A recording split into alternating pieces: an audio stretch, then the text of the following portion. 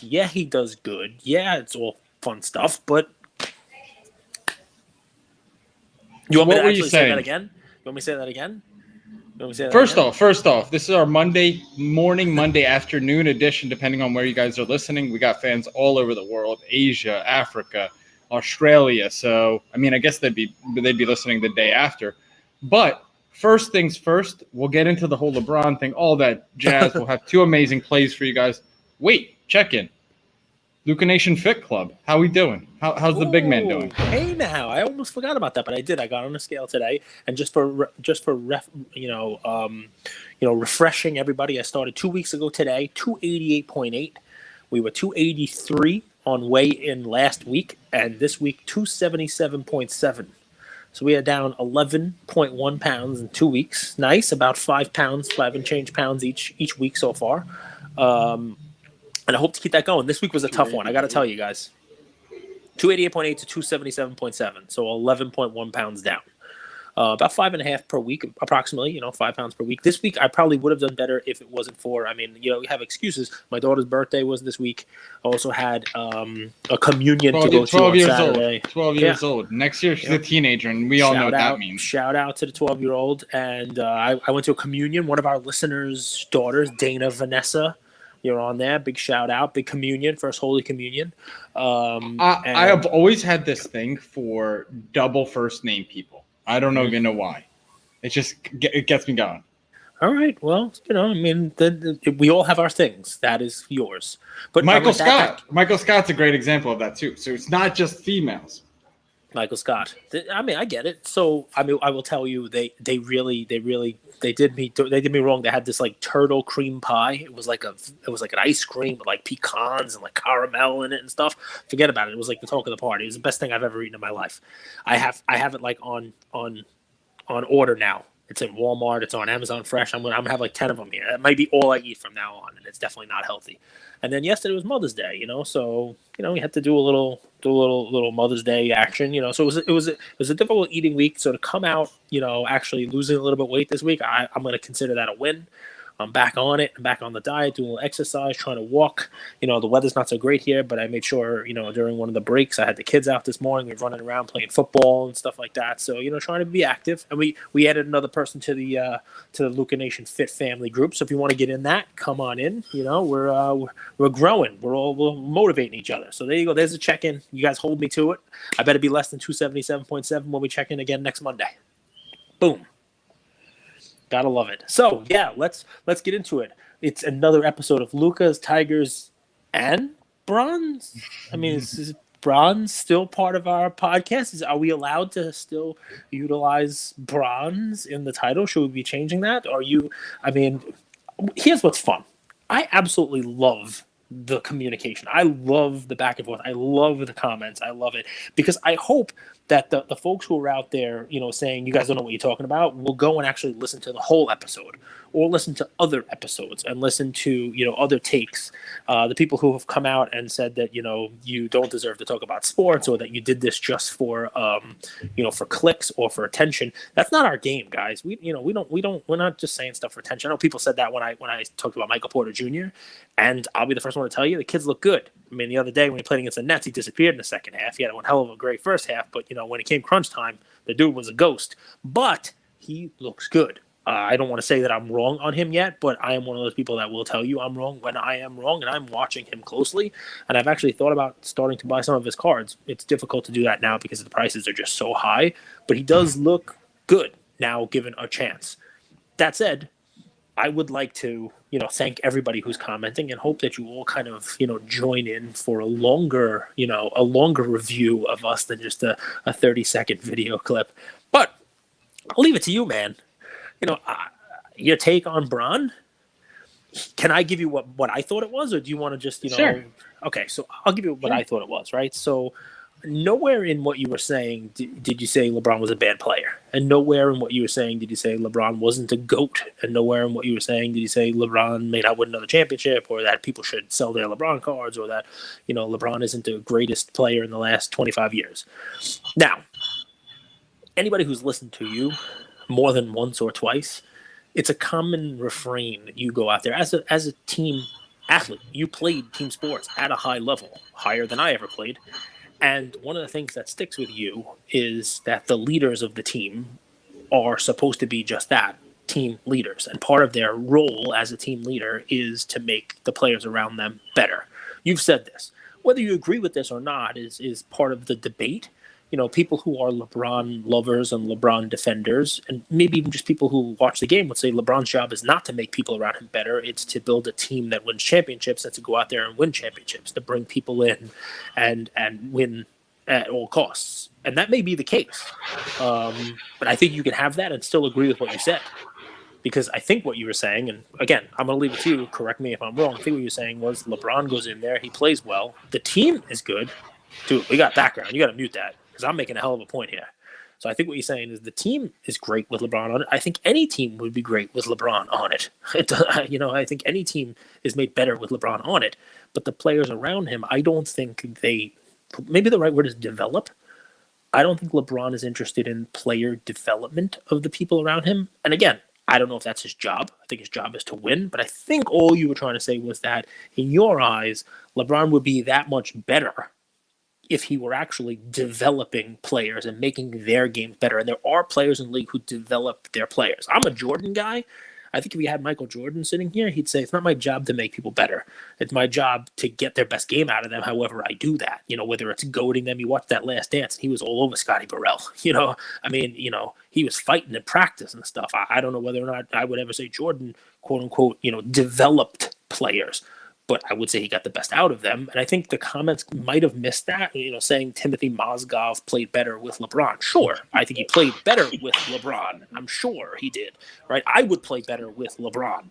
But I don't think LeBron's going to take the time to teach me how to, you know, be a better player, like to develop my skill set. Maybe that's not his job, but I think, you know, maybe that was what was missing. I think that was kind of what you were saying. I could be wrong. Let's riff a little bit. Let's riff a little bit. So, I mean, there's a few different topics I want to touch on here because it's bigger than just this LeBron conversation. But first thing I want to start off with, the year Jordan left, do you know the record, the Bulls record? No. 55-27. Okay. That was good. Win 2/3 of your games. With LeBron off the court just this season, the Lakers are 11-17. Okay? Also, so if we just take a step back, I will tell you, I was pretty surprised how butthurt a lot of the people were with the responses. But at the same time, I love having discourse and I love dialogue. I say discourse like every freaking episode we have. I love dialogue. I love conversations. I love disagreement because I think that's the beauty of things. I think we learn through disagreement. But I rewatched that clip and I didn't understand why people were so triggered. The initial conversation was, would you rather start a team with LeBron or Tim Duncan? Right? Do you remember that conversation? Yeah. And I said LeBron. And you said LeBron. The reason that I even had thought about that clip was Tim Duncan kind of made Tony Parker and Manu Ginobili into Hall of Famers. Yeah. Would those guys have been Hall of Famers anywhere else? It depends. I mean, you can't really tell, right? You know, I mean, they were both very, very, very good players, but, you know, you'd call them very good role players on a championship team, you know? Next thing. This is all, so you guys know, we're a daily show, and we add value. In my opinion, we add a lot of value because of this dialogue that we have on the fly. And I do my research beforehand. I want to learn a topic, kind of like, I think of myself not as a scientist, but like I love going behind the scenes and looking at things that people don't typically see. So like Bill Belichick has this premise of the next man up, right? True. So with that, I'm curious why the Lakers performed so poorly with LeBron off the court. Is he that good of a player? And it might be. It very much might be. But you know how scientists ask a question and then goes to work trying to figure out what it is? Yep. My curiosity is why have the Lakers, and this isn't the first year, they had a pretty decent team. Remember, they had Ingram, Lonzo, and some of the similar players, Kuzma and all those guys 2 years ago when he hurt his groin. And they were a playoff team that just fell out of the playoff race. Do you remember that? Yes. Yeah, but I mean, part of that curiosity is you take any team's best player, right? Well, my curiosity stems from that. Why does this team perform so much worse with LeBron off the court? Is LeBron that good? Or is there something else at play? I think that's and I think we could have that discussion here. I think that's an interesting question. Well, listen, if we're really taking it, if that's the way we're going, I mean, goats are goats because they are that great, right? And look what happened, right? If you take Tom Brady off the Patriots, the team stunk to high heaven this year, and he left and went to another team and won the Super Bowl. Are you going to make an argument that Tom Brady doesn't make the players around him better? I doubt that's the case. I mean, he's turned journeyman people into potential Hall of Famers. You know, I guess football is different than basketball. Maybe. I mean, look at all the wide receivers that went into New England that were nobodies, played well there, and wouldn't have even had the lengthy NFL careers that they had if they weren't playing with Tom Brady. So the year Tom Brady got injured, they were I think they were a 7-9 team that year and a 7-9 team this season. Yeah, 7-9 when they get injured. So I mean, that's not a good team. That's not a Super Bowl contending team. That's absolutely right. But they are not a 3-13 team either, are they? Yeah, I mean, football and basketball are a little different, but yes, I understand what you're saying. I guess my take is it's difficult because LeBron is just that good. You take him off a team, there's going to be a drop off. It's all about they don't use it in basketball. Wins over replacement, wins above replacement value, like WAR. Like whoever you're bringing in to be the next man up for LeBron is a significant fall off in talent from LeBron. And I'm not even a LeBron lover, but I mean the team is clearly not. They're going to take forget about one step back. They take 6 steps back. But I guess what you're trying to say, and maybe I'm wrong here, is that the team should be learning from LeBron so that if LeBron's not there, that they should be able to step their game up in his absence, that people wind up trying to fill, the points that he would be, scoring, the attempts that he would be making. I don't know, man.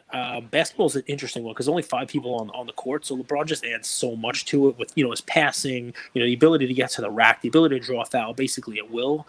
It's very difficult to replace that, the stats that he throws up there and just the all around game that he has. Let's keep going. AD. Yeah. So to me, AD feels like he's fallen off. I think he's gotten significantly worse as a player than he was at the Pelicans. Some people would agree, some people would disagree. So I'll tell you another what I thing think, that came to mind. So I think it's a difficult argument. It's almost like a chicken or the egg kind of thing, right? And I don't know whether we'll be able to answer it because, AD was the number one guy in New Orleans before he came to the Lakers, right? And he was the only person really filling the basket. He was the only person who was able to get stats. And I think part of what happens when you come over to play with LeBron is you have to assume a different role. You have to assume a team role. You have to assume basically the role that he wants you to assume to fit into the team.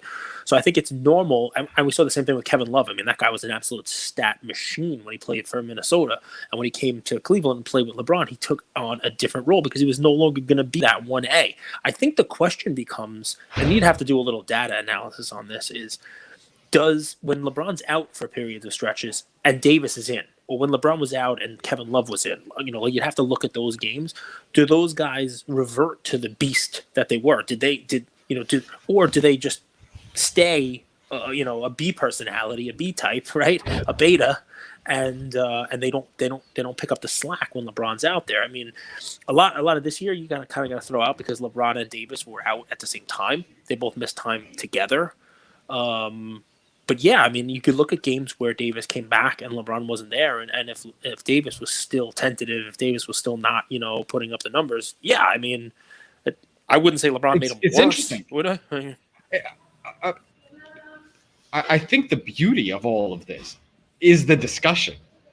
Is, hey, are you seeing what I'm seeing? Are you noticing what I'm noticing? Are you seeing the stats that since AD and Kyrie have played with LeBron, their shooting percentage is actually down?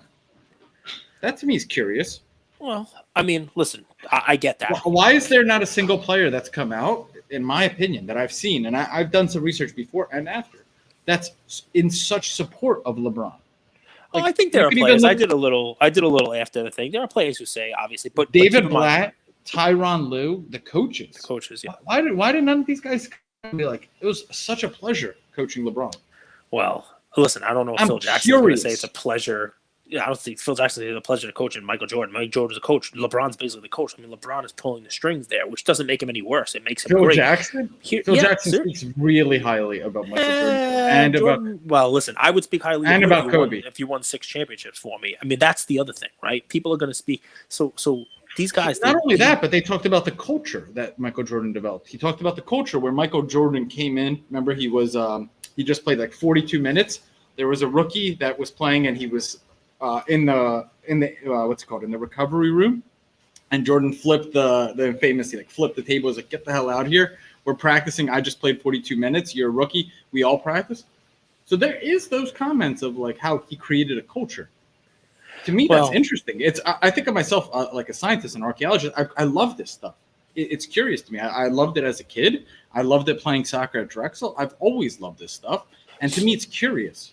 I'll tell you what I love about it, right? I'm not sitting here losing sleep over LeBron. I'm just curious about it. It's interesting. That's why I'm doing what my purpose and my passion is running a sports card show. Yeah. I love this stuff. I love the dialogue behind it. Well, I'll tell you what I like the most about it, right? So if there's that much passion and fire in the comments to come out on a take like that, which, agree with it, disagree with it, think it's absurd, you name it, and come to the defense of your guy. I think it's beautiful. Right? That's a great thing. It's a great thing for the hobby. It shows you the health of the hobby. I mean, that's what I took from it, right? I mean, there are obviously people out there who think that LeBron is a GOAT and think that LeBron is undervalued. Okay. Did you click on the profile pictures of the comments? 'Cause I'm going to read some comments here because I thought some of them were amazing. But to a T, across the board, all the comments that were vehemently against what I said, what do they have in common? No, they're probably all big LeBron holders or LeBron lovers, I mean, every single one to a T. Listen, don't anybody come after Devontae Graham. I mean, you defend your guys. That's what you're supposed to do. You're supposed to defend your guys. So, that's my guy. So, it's my guy. So you're gonna read some comments. That'll be fun. And guys, listen. Let me just throw one out there for you guys, right? For, we definitely did not do this for clickbait. This was not, hey, let's Andrew make the most ridiculous take he can make, and it's just about talking points. I mean, we come on here and we chat about sports every day. And like Andrew said, his comment was, start a team off with LeBron or Duncan, and why? And that was the rationale he gave it if he were the GM. And I'll go one better. I'm going to throw Gavin, one of our producers here, under the bus. I mean, we didn't even know that was going to be the video section that was going to get clipped. You know what I mean? So we don't. He clipped it and made the clip and was like, "Oh, go ahead. By the way, you're getting some fire on the video part that I clipped." He could have clipped my play. I mean, I made a hockey play for the second time in 300 episodes. Right? That could have been clipped. We didn't even know. So the way we work is we have a content team now, a few guys that are really, really talented that believe in our mission, believe in what we're doing, and they've wanted to work with us. And it's amazing. I feel very blessed. That clip was posted while we were recording our Saturday episode. Do you remember that? Yep. So we have no idea. I mean, they run the page. They do an amazing job with it. I mean, they've created Luca Nation Network, which is more of a media page. They run that page. So I appreciate you saying that. I never like to throw my team under the bus. Well, it's not an under the bus thing, but I think Gav did an amazing job. I love the post because obviously it got people talking, but I do want to clear it up. And I mean, the folks who know me and have dealt with me in the hobby know I tell the truth. At least I've earned that, I think, from the folks out there. And I'm telling you the truth. We did not say, let's make a ridiculous play here. And by the way, let's clip it and get it out there. That was it. It got posted while we were recording another episode. We saw a text come down. Hey, by the way, check out, I posted this video. Look at the comments. And we're like, what video? So it's really not that. Believe it, don't believe it. I love the comments and I love the back and forth. I mean, listen, Josh, Cardboard Chronicles, obviously defending his guy, which is great. And this is part of the fun. At least to me, it's part of the fun. And I love Josh and I love those guys. And he obviously is a LeBron guy.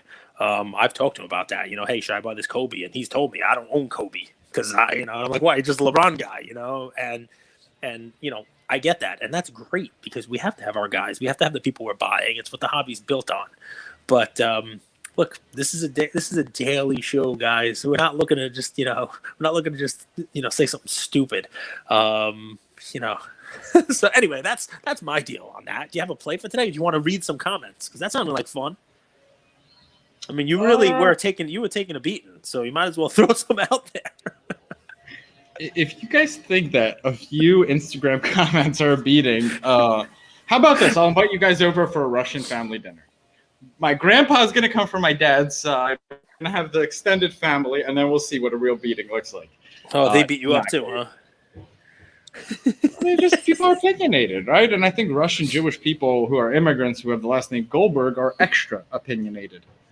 Well, listen, I got to tell you, I think LeBron's the best player in the last 2.5 decades. You know I'm a Jordan guy. He's the best player since Jordan. I'm not going to put him on Jordan. If he somehow manages to, to will this team, I think they said he's coming back maybe against New York. I think that they're saying he might actually come back early next week, either New York or Houston.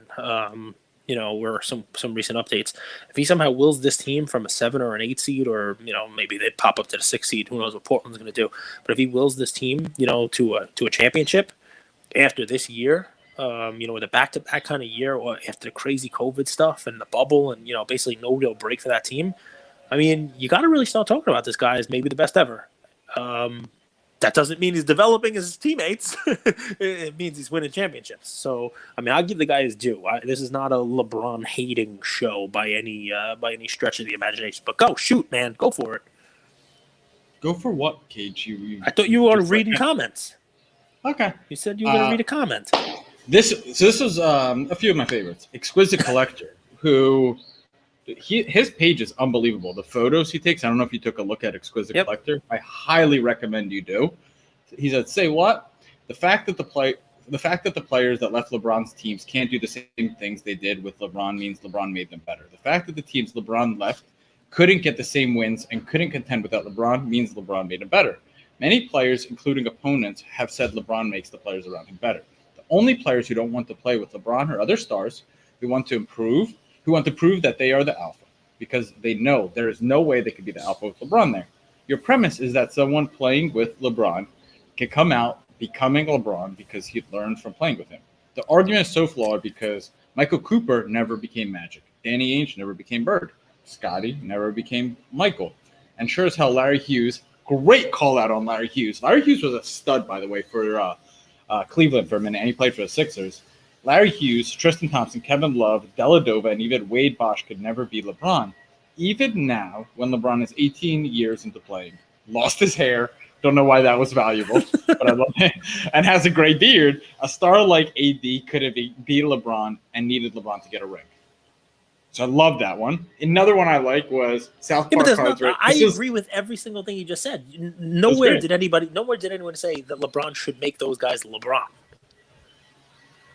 Did anybody ever say that LeBron's job is to make them into LeBron?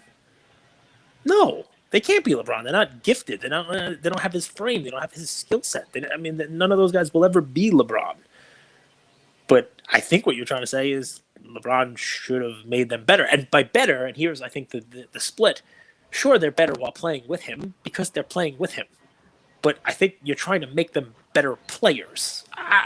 Listen, not my team. I explained in the beginning of the argument. Like, to me, my opinion, which I think opinions are okay, especially for a sports card talk show, which I created. I'm curious why the fall off. Like, I'm curious why the fall off 2 years ago when he's not on the court. I'm curious why the fall off this year. Like, yeah, I know you're not playing and you lose a lot of talent. But they've lost some games to not so good teams, and I'm curious the culture. I think it's interesting. South Park Card says this is like North Korean propaganda. That was hands down my favorite. I thought that was hilarious. I like it. Listen, that's funny. You make me laugh. That's it. That's funny. That's it. Those are the two best. Well, I can't read all of them. All right. Well, there were some good ones, man. They had some choice words for you, my friend. But it is what it is. Listen, I mean, if really your take is why is the fall off, then then the take is kind of almost, does the fall off because you're losing the best player in the game for the last 2.5, for the last 2 decades, right? So, my take is layered. I think I've explained it. I mean, I could explain it again, but my take is layered. There was a few things that I've noticed that made me curious. All right, you're allowed to be curious, man. Curiosity killed the cat. That's what happens. Yeah, and guys, remember today? Is it LeBron? This is yeah. Look, Gary V is back. Gary posted a Topps Chrome LeBron. That's the play. No, it's funny. I mean, guys, remember, I'm the guy that predicted the Lakers are going to win in the bubble. I'm the guy that predicted the Heat are going to beat the Bucks, and I said they're going to give them a hard time with the three-pointer. I said the Heat are going to go to the finals and make a deep run. I said the Nuggets are going to give the Clippers a run for their money. So this is not a guy that just, like, shouts out stuff. Like, I make predictions because I really stand behind them. And a few times Cage has asked me for a prediction, and I said I can't give you one because I don't like being wrong. So yeah. All Um, true. All true. go with You your play. know, Go with your give you me your know play. basketball. All right, cool. So I mean, we're gonna bury the LeBron conversation for only a couple of days because I hope they're in the play-in. Is there anything better for the league than if it's a 7-8 matchup between Golden State and the Lakers? Wouldn't that be amazing? Like, does that not become must-see TV for the weekend I leading mean, into the playoffs? It's not awesome. yeah, I mean, I love basketball. I think all the games are awesome. Like, so yeah. That's just cool. I mean, and listen, the 7-8, those teams, people are like, oh, they get kind of screwed. The 7 and the 8 teams, they only have to win one of two to get in. Right? If the 7-8 loses, they get to play the winner of the 9-10, and as long as they win that game, they get in. So it's whereas the 9-10s have to win 2 out of 2 to get into the playoffs and vault the two of them. So anyway, I think it's cool. I think I'm really looking forward to that, and we're basically a week away from some meaningful basketball. And I got to tell you, it's already there because I found myself this morning looking at the standings, looking at who's where, how many games are they, where will the Knicks fall, where are the Knicks going to be, where's Boston, big game yesterday between the Heat and Boston to kind of really separate them a little bit. The Lakers right now, if the season ended today, would be in that 7-8 play-in game. So that's interesting stuff. So it's nice that that's coming along. My play is a baseball play. People are gonna start looking away from baseball. My play is baseball play. The guy did not have the greatest year last year. In the years before that, he had really turned into one of the best hitters in baseball. I'm going back to the same team as my episode of Cardboard Relevance today, but I'm going to give two different plays. Either one of them is fine. In my Cardboard Relevant video today, which I'll be posting soon, I talk about Xander Bogaerts, and anybody who's a listener of the show knows that I've already given him as a play, and I think that he is the future for the Red Sox team. And for those of you who think that we just kind of don't know what we're talking about here, the Red Sox were my team to watch coming into the season, and here we are, month and change into the year, and they're head and shoulders the best team in that American League East. They're several games ahead of anybody else in that division that has the Yankees and the Rays in it. Their pitching is looking better than they ever, thought they would, because they don't really have any names, and their offense is just clicking even after losing, basically half their roster. They are, they're playing team ball, they're playing small ball, they're playing deep ball. They have guys on there who can hit, home runs and play station to station baseball. And Bogarts is just one of those guys also. His teammate there for my play today is somebody who I just think for this year the Cards are underpriced, and he has shot at having a really, really good season. He currently leads the league in home runs and RBIs. So one player, most home runs, most RBIs, JD Martinez. So he got 10 home runs. Like I said, leads the league in RBIs, and he's batting .333, so he's seventh in batting average. The guy can hit. He's a professional hitter. And Triple Crown, probably not. There's a lot of guys, including Mike Trout, who have a higher batting average than him, who he would have to pass. But .333 is nothing to sneeze at. He's definitely somebody who will be in that at the end. He's hitting the ball as well as he did in his prior MVP type campaigns. So it's not coming out of nowhere. But why I like the guy is, you can grab his stuff for so little. His stuff is so cheap for somebody who's putting up the numbers that he's putting up. So he happens to have rookies in the same year as Mike Trout. So the 2011 Topps Update rookie is his, right? And the Trout's, $3,000, whatever it is. And, we look at, rookie cards of like Mookie Betts, and his base paper is like $1,000. You look at, rookie cards of Christian Yelich, and rookie cards of all the guys that we talk about here, even more recent cards of Acuna and Soto and all these guys who, really, Tatis, who really haven't done much, and if they have, it's been for half a season or one season. JD's done it for quite some time and is continuing to do it at a high level now. This week, one of his PSA 10 Topps Update cards sold for $98. Just take a look. I think it was May 7th. So it was, this past weekend, $98. And two and change for his diamond anniversary. You know, the card that Trout has, the same exact one, the diamond PSA 10, $200 and change for that one. That Trout one is what, like 20,000, 25,000? I don't even know what it sells for. Obviously, I'm not saying JD Martinez is Mike Trout, but I'm telling you that you can get his card for 1% of what the Trout goes for, and he's a statistical beast on a team that is overperforming. And if they continue to do so, people are going to look at the Boston team that's kind of come out of nowhere and say, okay, Chavis is back. He just hit a home run. The offense is clicking. If they're going to be a playoff team, people will be looking at JD Martinez in that short list of potential MVP candidates for this year. He's already being mentioned as it, so I'm not telling you anything that's a surprise. I mean, the guy is, like I said, leading in 2 of the 3 major statistical categories and is 7th, batting .333 in the other. There's no reason why you shouldn't take a flyer on a PSA 10 of his rookie card for under $100, $98, I think, sold for. I mean, this is something that, if he continues doing what he's doing, and past history of his, look at the back of his card, shows you that this is not a fluke. This is something that he has done before. He has put up seasons like this. If he continues to do it all year, that $100 card is easily a $200 card. That 2 and change, diamond card is easily a $500 card. I mean, this is a guy whose cards can easily double from where they are right now during this year if he continues to put up those MVP type numbers, especially when you think about that, that $98 or $100 update PSA 10 has significantly less pop than somebody like a Tatis. I'll use him as a measuring stick just because there's so many of them out there. We know they sell for 200 and change, and you get JD Martinez card, which they're significantly less of for like 35-40% of the price. To me, it's a no-brainer. Obviously, everybody loves prospecting. Everybody loves going for the next big thing. Everybody wants to buy Jason Dominguez before he even has a major league at bat in any league. The guy's never had a professional at bat in his life, and his cards are more than JD Martinez, who obviously has a history and is a league leader right now. To me, that's a little backwards, but I get it. I understand that's what people like to do. We like to prospect. We like to bet on the future. We like to bet on the guys who are up and coming and be there first. I think you can do it this way too. This is a guy who has been cardboard relevant, and for some reason, maybe because nobody expected much out of his team, maybe because he had a down year last year, he became a little less relevant. If he continues to do what he's doing, he will be cardboard relevant again, and you will have gotten in on it before that run-up. All right, let me rock with this because it's going to be fun. This is another one of my kind of Tyler Hero-esque plays. One that I think you're going to be able to get pretty cheap, relatively cheap, who has tremendous upside, and you've already seen flashes of it. And Cage has talked about this guy quite a bit, and I think he's a significant upgrade over Darius Garland, and that's Isaac Okoro. And you've seen it. Recently, he's been getting opportunities to shoot the ball more. He started more. They've given him more looks. He's putting up numbers.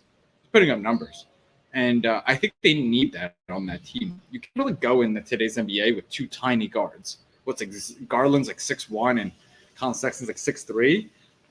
It's just too small. It won't work. It won't work. And you've seen, Garland's been a little bit injured. Colin Sexton's been a little bit injured. Okoro's been in and out of the lineup. And recently he's gotten an opportunity to put up more points, get more shots up, so he's put up more points. And he's a stud, man. You've called it. He's a good player. He's athletic. He's raw. And we've talked about this before. We talked about this draft class. Plays good defense. Plays good defense. We talked about LaMelo. We talked about Edwards. We talked about Halliburton. We talked about Wiseman. But what we've said time and time again, this class kind of reminds us of that 2013 class, right? Where Giannis ended up being the best player in that class, and he was drafted 13. So I'm not saying that LaMelo isn't a good talent. LaMelo's good. Edwards as well. But none of these guys are like a Zion or a Luka or a Trey or even a Ja. I think they're just a notch below. And we've talked about it. Like there's going to be some surprises. And I'm looking here, and Okoro cards are completely under the radar. A silver prism base, silver prism ungraded, I apologize, sold for $60. Base is probably 10, 12, 15, $20, depending on the centering. It's a really tough card. We've seen how hard this year's prism is to grade. But I think you have an opportunity. To scoop some of these Okoro cards raw.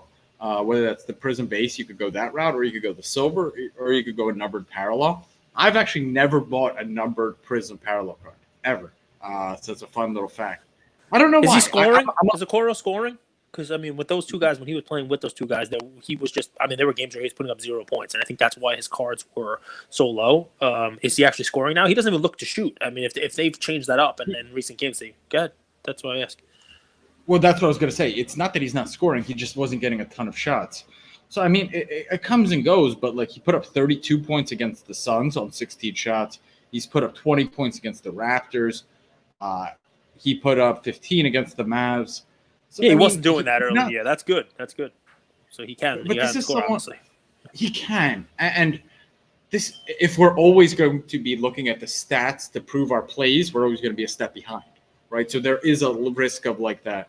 Hey, if this guy gets more time, if this guy gets more touches, and if this guy gets more shots, there's potential. You also have to weigh in the risk. What if he doesn't? Well, the risk to me is very low, and the upside's really high because if he doesn't, well, that's already kind of priced into the prices. What are they going to drop? 15, 20% more? What's the silver going to be? $40 card? This guy's still he's going to get opportunities. He's going to get play time. I like Bickerstaff a lot as a coach. I'm not going to lie. I think that team is a lot better than their record suggests. They had a lot of injuries. These are young guys. They were in and out. He's talked about that before, and I like Bickerstaff a ton as a coach. I think Okoro can do some things next year. And I don't think you got to rush into this either. I think you go find your spots kind of like a sniper and get the right cards at the right price, a card that you're really happy with, that's well-centered, that's good condition. I love paying a little bit of a premium for a seller who tells me that this is a really good condition card. And I would sub these. Hey, SGC just lower their prices. If you're a believer in SGC, go that route. Otherwise, I mean, what do you got to wait? What do you got to rush for? PSA opens up, you could sub the silver or the numbered parallel to PSA. There's options, and I think you're getting a really good value play with someone with a lot of upside and the downside kind of already priced in. So clip that, Gavin, put that shit on the gram. Gotta stick with the baseball, man. People don't get so heated. But I love Okoro. You know, I gave him as a player earlier in the year. I think he's one of those diamonds in the rough that nobody's looking at. So let's riff a little bit more. I mean, this is only 35 minutes. I mean, I know we could talk a lot more. What's top of mind for the big Baba Ganoush? What other goats you want to trash today? Get some comments. So, you want to take a shot at Kobe? I know that's your guy. You're not gonna say anything bad about Kobe, right? What's funny? I think of myself as like I don't think I trash people. Like I don't think that's actually my style. Like you've known me. How long have you known me here? About a year. Gary's fired me, right? I've gotten fired at like the last 10 jobs I've ever had. Have I even trashed any of my old bosses? No. No, never. I don't trash people. Not my cup of tea. Not how I roll. Listen, good for you. But, yeah, man, it's – let's see, who else? Who can we trash? Who are we allowed to trash here? You want to trash Mike Trout? You want to trash I'm trying to think, who's, who – I'm just kidding, guys. I don't trash. Listen, I call it how I see it. Let's see. What is out there? I've noticed a lot more sales on eBay and other platforms of digital assets. I'm talking about like Panini Dunk, not just NBA Top Shot. It's just another thing to look out for, guys. I've seen people selling it. Even check out our friend Spinatron. If you check out his page, it looks like he's buying some Kobe Dunk. Let's call them digital assets. Let's call them digital cards. I think people maybe I don't want to say gambling, but maybe people are gambling on that Panini does it differently than Topps did. You know how Topps came out with their own, NFT instead of layering it on their digital platforms. I think people maybe are hoping that Panini just layers blockchain onto their Blitz and their Dunk apps. They got some cool cards. My buddy today asked me, he said, so 5-5 came and went? 5-5 is no more? 5-5. 5-5 happened. 5-5. Listen, if you're a Gary lover, you're sitting there saying, Gary already made me money because I bought Ethereum and Ethereum went up. Now, I'm not saying there's a cause and effect there, but I saw even our friend of the show, Blake Jameson, who's an artist, somebody who has, dabbled in the NFT world, he tweeted something out about that, basically saying, yeah, Gary told everyone to get, Ethereum, and, it's, the Ethereum value has gone up. So that's one part of the narrative. In his Discord today, I went out and I bought stock in Dell and Hewlett Packard today because Gary's message in Discord was he told everybody to get not ready. financial advice. This is like we need to make a meme, like a not a financial advice. No, but meme. I'm just telling you, I bought it. I went out and I bought stock in Dell and Hewlett Packard today because Gary told everybody in order to really be ready for this, they should have a desktop, and they should be buying on a desktop.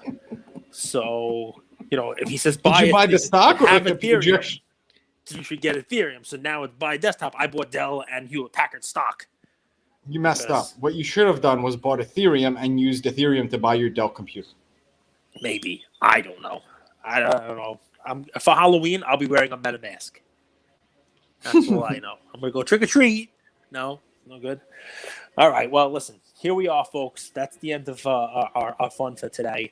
JD Martinez, Isaac Okoro. We all know LeBron is great. He's the best player to ever suit up.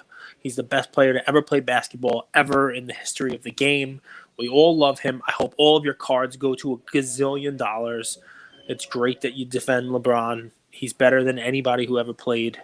He could beat George Mikan. What do you think about LeBron's political stance?